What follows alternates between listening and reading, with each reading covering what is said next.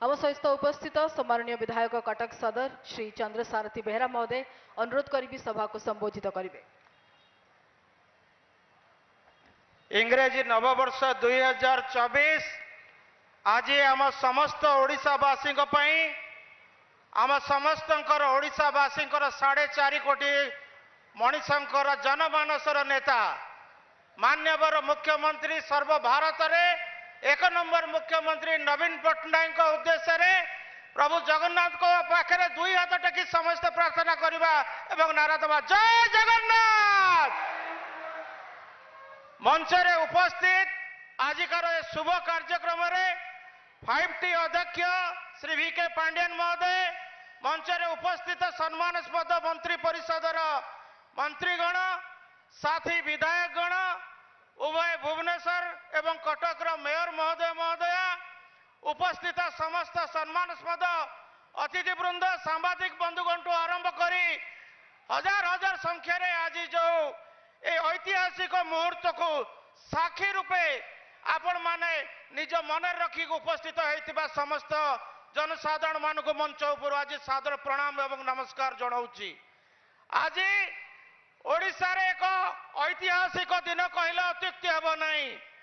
एमिति अनेक ऐतिहासिक दिन को माननीय मुख्यमंत्री नवीन पट्टनायक ओडिशावासी उद्देश्य उत्सर्गीकृत करिसंती, किंतु आज मेट्रो प्रकल्प जोटा कि ओडिशा सरकार निजस्व फंड्स रे ए प्रकल्प करने जाउचंती ओडिशा सरकार माननीय मुख्यमंत्री नवीन पट्टनायक ना से शिर दिन ओडिशार स्वर्णिम अध्याय लिपिबद्ध होइकी रहिबो एवं नूतन ओडिशार नवीन अध्याय आज ही आरंभ है बोली मानि नवाक पड़ो।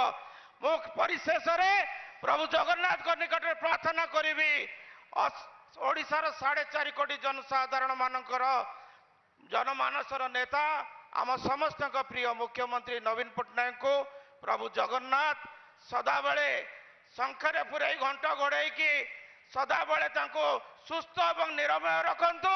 यही भाव ओडिशार उन्नति करने सहित ओडिशार जनसाधारण सेवा करूँ। आज शेष में गोटे कथा कहबी, किसी व्यक्ति कहते मेट्रो प्रकल्प विषय रे आक्षेप करिकी खाली पत्थर एवं माटी खोलिले हुएनी।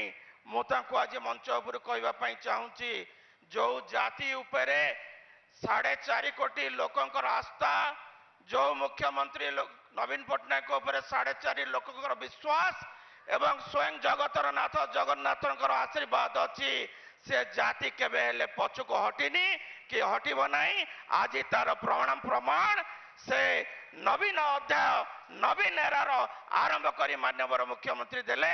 समस्त धन्यवाद दे वक्तव्य सांग करुच्ची। वंदे उत्कल जननी, जय जगन्नाथ।